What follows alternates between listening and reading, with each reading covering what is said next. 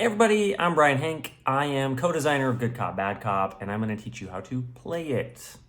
Thematically, you are a cop. Congratulations. You're either an honest cop or a crooked cop.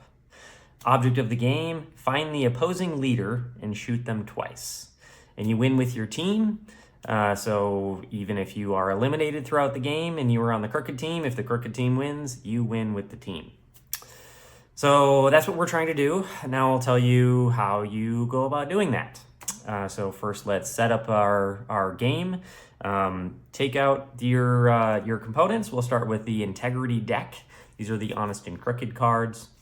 So first off, take out any cards that have a number in the corner greater than the number of players in your game.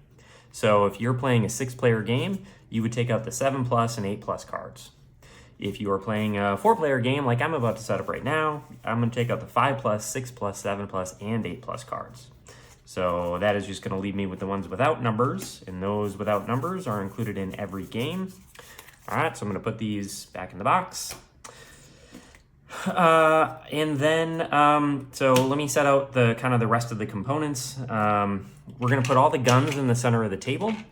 You only need one for each number of players, really, but you can put them all out there if you want. Just to save space, I'm going to just put out 4, because I'm doing a 4-player game right now. Put the rest in the box. Put your wounded tokens out there as well. Shuffle up all your equipment cards and put them in a pile. You may have acquired some more equipment cards through promos, maybe expansions.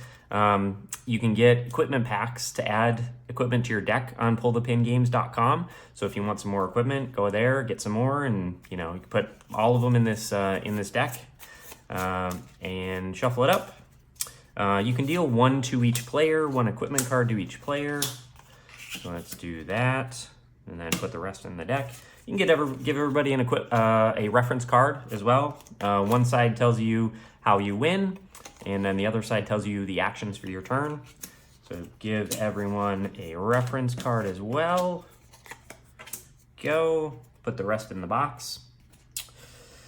All right, now let's deal out these integrity cards. So we want to make sure that a single player doesn't get a kingpin and an agent card. So we need to distribute those evenly.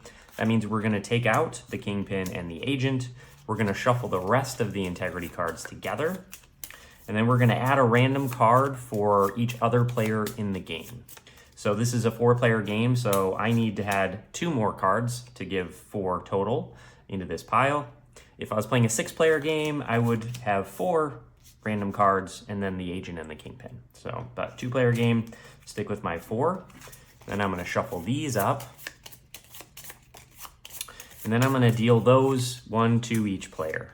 Each player needs 3 integrity cards. So there's 1, and now we know that the agent and the kingpin are given to different players. And then I just deal out 2 more cards to each player. Do that. There we go. Everybody's got 3 now. In an odd number of players, so 5+ or 7+, 5-player or 7-player game, you're going to have an extra integrity card when you deal. That just set aside until you play your next game, then add that back in. But you're going to have one that kind of gets burned if you play 5 or 7-player games. All right, so everybody's got our 3 cards. We're ready. We're ready to start the game. So let me tell you some more of the rules. So how do you know which team you're on? So flip over your cards. Let's see what I am. You can always look, even though they're face down, you can always look at your own cards. So let me take a look here. I'll just put them face up so everyone can see. So if you have more crooked cards of your 3, you're on the crooked team.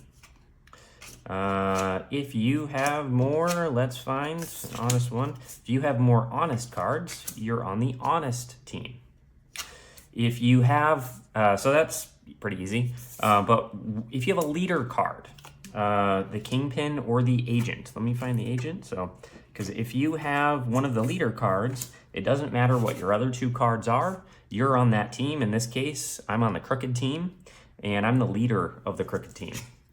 Let me find the agent. There's the agent. So if you have the agent as one of your 3 cards, then you are on the honest team. Doesn't matter what these two cards are. Even if I had two crookeds, I would still be on the honest team, and I'd be the leader of it. So that's how you know which team you're on. Let me put some of these cards back out for people.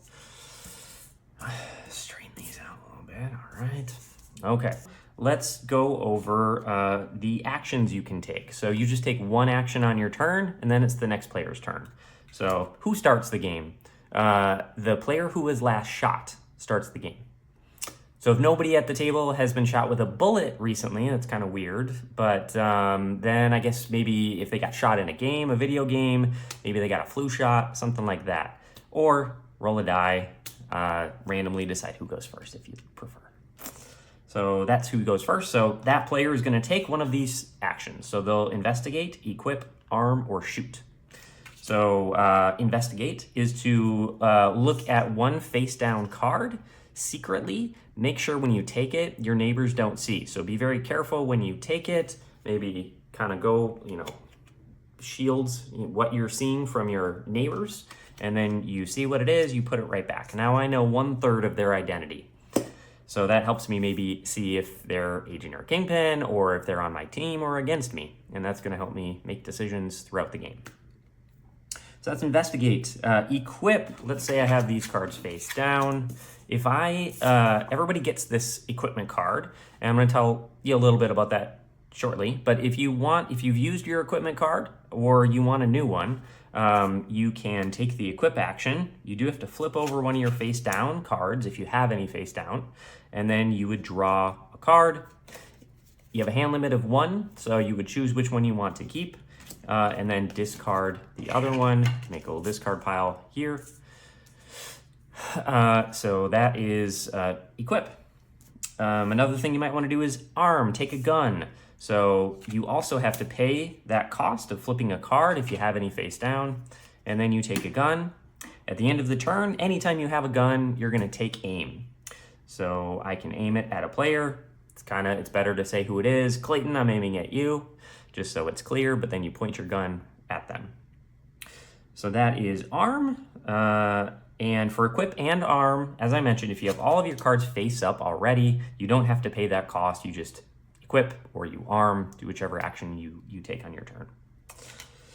All right, so shooting. So that is the last thing. So you can only shoot at the player you aimed at the previous turn. So when it gets around to your turn again, you can shoot, but it's only that player you aimed at previously. So I can shoot. If I don't want to shoot that player, that's okay. I can take another action, I can equip, I can investigate, and then at the end of my turn, I always have that take aim, which allows me to change my aim if I would prefer to aim at somebody else.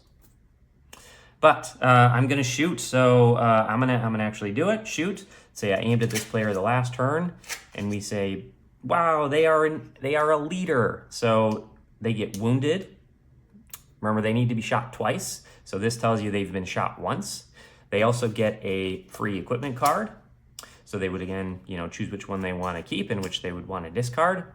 Whenever you shoot, your gun goes back to the center of the table, making it available to somebody else for somebody else to take.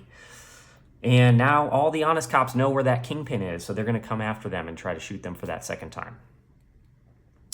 Let's say that this player was actually a regular cop. So we flip over all their cards. When they get shot, we see, they are a regular cop. They're not a leader.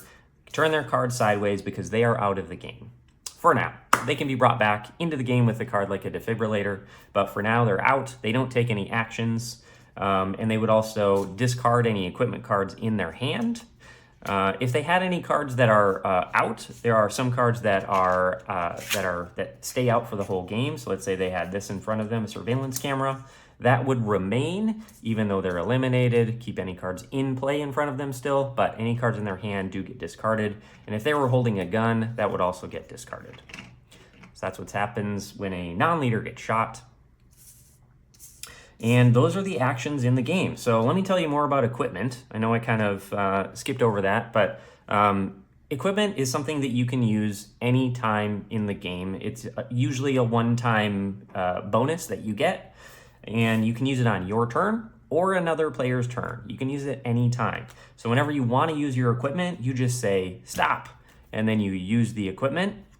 So discard it and then do what it says. And like I said, there are some that do remain out on the table throughout the game. Those should be pretty clear which ones those are that have an ongoing effect. So yeah, just do what the equipment says. If you were to play an equipment kind of in reaction to someone's action on their turn, like say they were gonna shoot, they were gonna go shoot, I'm gonna shoot this player. Then you could wait, stop, I'm gonna use an equipment, and then, you do what the equipment says, resolve that equipment, and then if they still want to take that action that they chose, they can, or they can choose a different action, unless the card says differently. If the card says, use it when somebody shoots, they must still shoot, but do this, then they do need to still shoot. They can't change their action. But as long as it doesn't specify on the equipment card that they need to continue with that action, then they can choose a different one. So for example, you use a canine unit to make somebody drop a gun when they say they're gonna shoot someone, then instead of shooting, they can't shoot, they don't have a gun anymore, then they would choose a different action to take. Maybe they're gonna arm to pick up a gun, or they're gonna equip, or they're gonna investigate. So they're gonna do something different. And then if somebody plays an equipment, so that's using equipment in reaction to an action. If someone uses a equipment in reaction to another equipment, say I use an equipment and then you use an equipment, you do need to resolve my equipment first before yours, goes into effect and you resolve your equipment. So that's how equipment works. If you have questions about how equipment works, go to pullthepingames.com and go to the Good Cop, Bad Cop page there, because you can do a card search. You can search for any card you want, surveillance camera, blackmail, and then it will give you frequently asked questions about that card and answers to them. So it goes into much more detail on each card. Otherwise, the text on the card is usually pretty simple. So just keep it pretty straightforward and easy to kind of understand and just play. So if you really want to do like a house rule for how something works, that's fine too. But if you really want to, if you have a rules lawyer at the table, they can go search for the card and go find the exact rules around specific situations with that card. So that is the game. That's equipment. That's how you play, all the actions. So I think a couple things, I guess. One, you can get some accessories too. So I recommend you sleeve your cards. Because if you have marked cards, especially the integrity cards, then you may know what the card is even before you investigate it. So if like the back is marked. So we have sleeves if you want from us, Good Cop, Bad Cop sleeves. They have kind of black around on the edges, so that hides any wear and tear. Or you can get any kind of opaque sleeve so that the back is hidden. If you'd prefer, you can do that. So yeah, I'd recommend that. We have other accessories too, like a play mat to kind of organize the stuff on the table. We have a big box, so if you want to get all the expansions, you can house them nicely in here and keep everything in a single box. Of course, we have a bunch of expansions: Bombers and Traders, Undercover, Promoted, Zombies. So a bunch of expansions you can try, and then there's also equipment packs too. So if you want to add more equipment to spice up your game, go to pullthepingames.com and grab some extra stuff there.